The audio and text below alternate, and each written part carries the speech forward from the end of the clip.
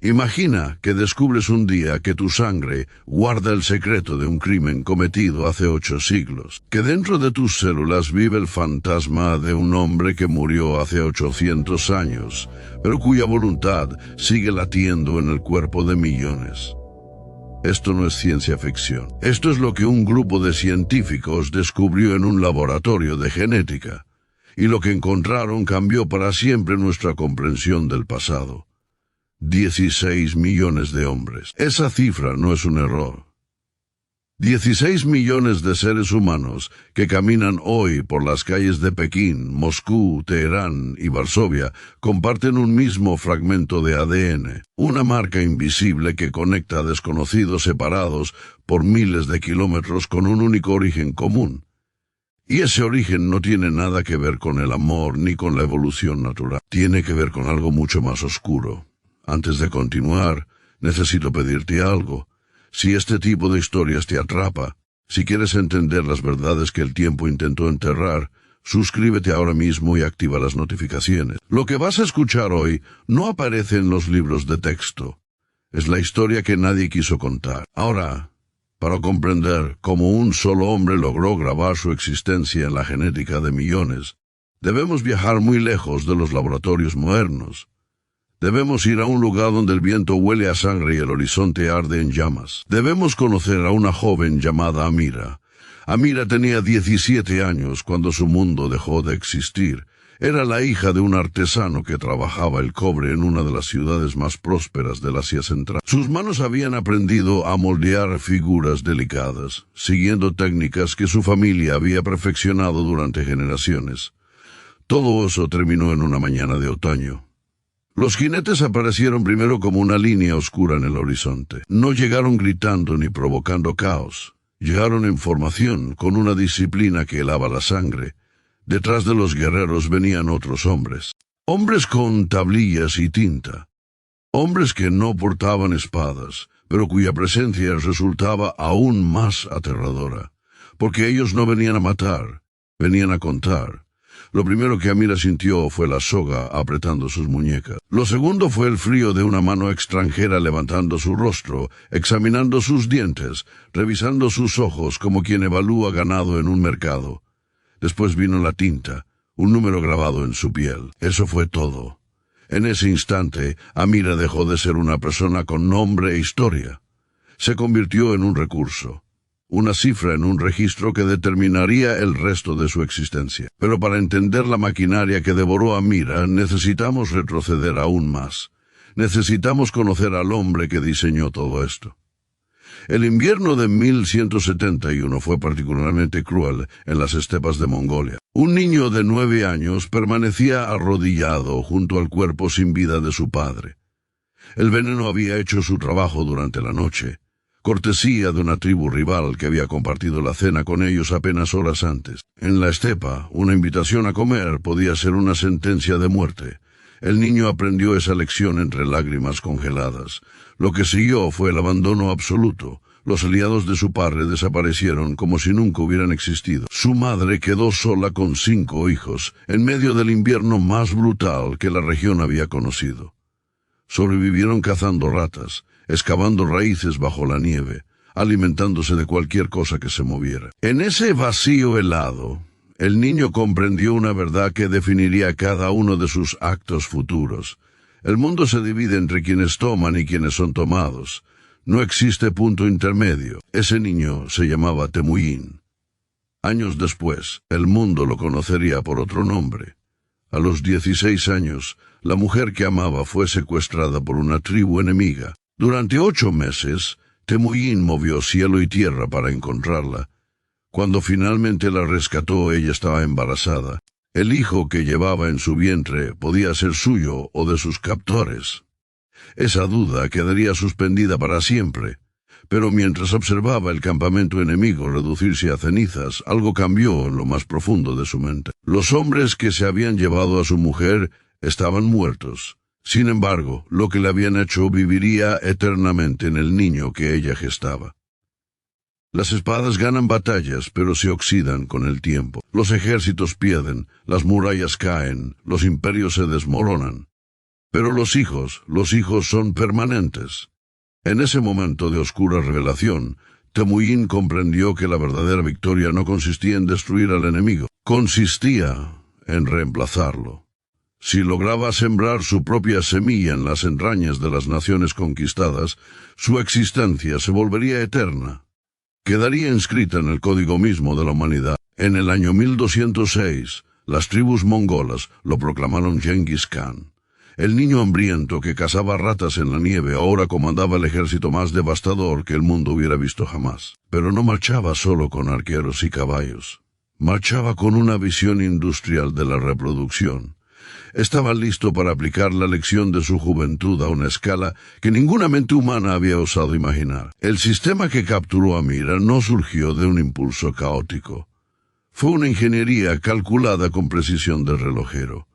Antes de que cayera una sola flecha, los exploradores mongoles ya habían infiltrado las ciudades objetivo. Disfrazados de comerciantes, contaban mujeres, documentaban edades, condiciones físicas, linajes familiares.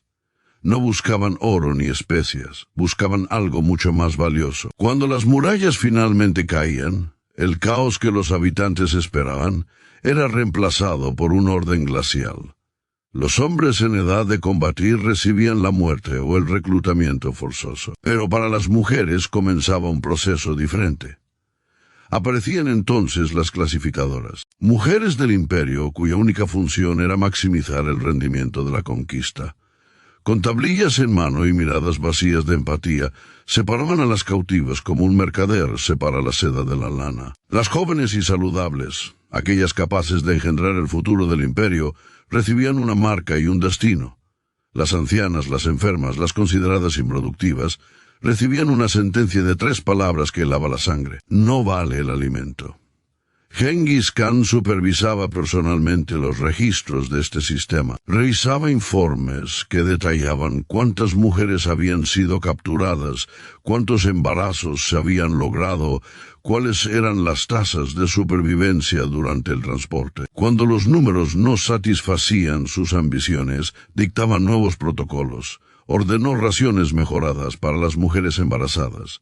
Estableció castigos severos para los soldados que dañaran lo que él consideraba inventario valioso. Nada de esto era compasión. Era pura optimización de recursos. Estaba convirtiendo la biología humana en una línea de producción donde el éxito se medía en tasas de natalidad y expansión de su rastro genético. El año 1219 marcó el momento en que esta maquinaria alcanzó su máxima potencia. El imperio corásmio, con 15 millones de habitantes y 400.000 soldados, representaba la cumbre de la civilización islámica. Sus ciudades albergaban bibliotecas que custodiaban el saber de siglos. Sus mercados controlaban las rutas comerciales que unían China con Europa, pero la arrogancia de su gobernante selló su destino cuando ejecutó a los enviados comerciales mongoles. Lo que siguió fue una aniquilación sistemática. Samarcanda resistió apenas 5 días. Más de 100.000 mujeres fueron arrancadas de la ciudad en una sola tarde. No hubo caos aleatorio, hubo distribución metódica. Las mujeres de la nobleza para los oficiales, las educadas para los hogares administrativos, las demás para la tropa. Amira vio cómo su madre, una mujer que ya había superado los 40 años, era examinada con la frialdad de quien descarta un objeto inservible. El veredicto fue inmediato. Mientras arrastraban a Amira hacia una caravana, observó por última vez a su madre siendo empujada hacia el grupo de los descartados. Aquellos cuyos cuerpos formarían colinas de huesos a las afueras de la ciudad. Después cayó Bujará, donde la gran biblioteca fue reducida a cenizas en una tarde. Luego Urgench, donde los mongoles desviaron un río entero para ahogar a los supervivientes en sus propios sótanos. Pero el horror alcanzó su cenit en Merv, posiblemente la ciudad más grande del mundo en aquel entonces. Los cronistas afirman que más de 1 millón de personas murieron allí. Pasaron 13 días contando cadáveres con precisión macabra, pero por cada hombre decapitado hubo una mujer marcada.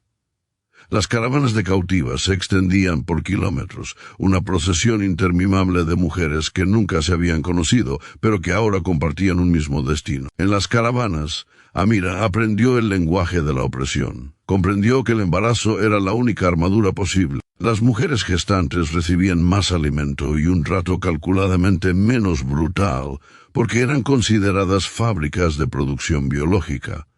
Algunas buscaban la concepción como estrategia desesperada de supervivencia, otras intentaban evitarla con hierbas amargas y conocimientos prohibidos que casi nunca funcionaban.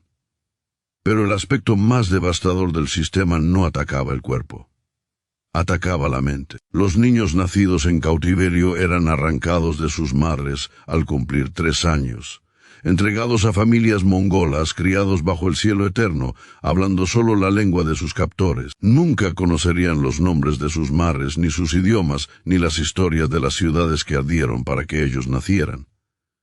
En la soledad de las noches, Amira luchaba contra un enemigo más temible que los soldados, el olvido. Intentaba recordar el rostro de su madre, el sonido de su voz, el aroma de los metales que su padre trabajaba. Pero los detalles se le escapaban como agua entre los dedos. Este era el verdadero triunfo de Genghis Khan. No solo conquistaba territorios, disolvía identidades. Al separar a las mujeres de una misma ciudad y prohibir el uso de sus lenguas, aceleraba el proceso de borrado cultural. Una mujer sola olvida más rápido que una mujer rodeada de los suyos. En el año 2003, cuando los genetistas de Oxford identificaron ese fragmento de ADN compartido por 16 millones de hombres, no encontraron solo una curiosidad estadística. Encontraron la prueba de que el sistema de Genghis Khan funcionó con una eficacia aterradora. Ni los faraones de Egipto ni los emperadores romanos dejaron una huella genética remotamente comparable. Este fenómeno requirió algo más que un hombre poderoso.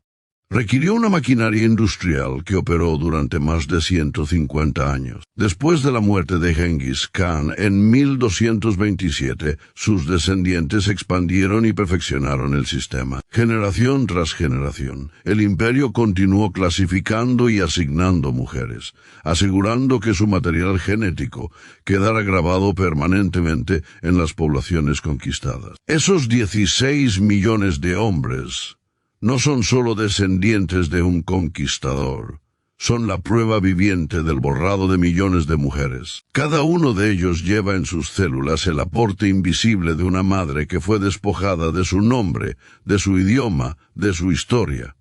Amira probablemente no sobrevivió para ser recordada, pero su tragedia permanece escrita en el código genético de extraños que hoy viven en continentes que ella nunca conoció.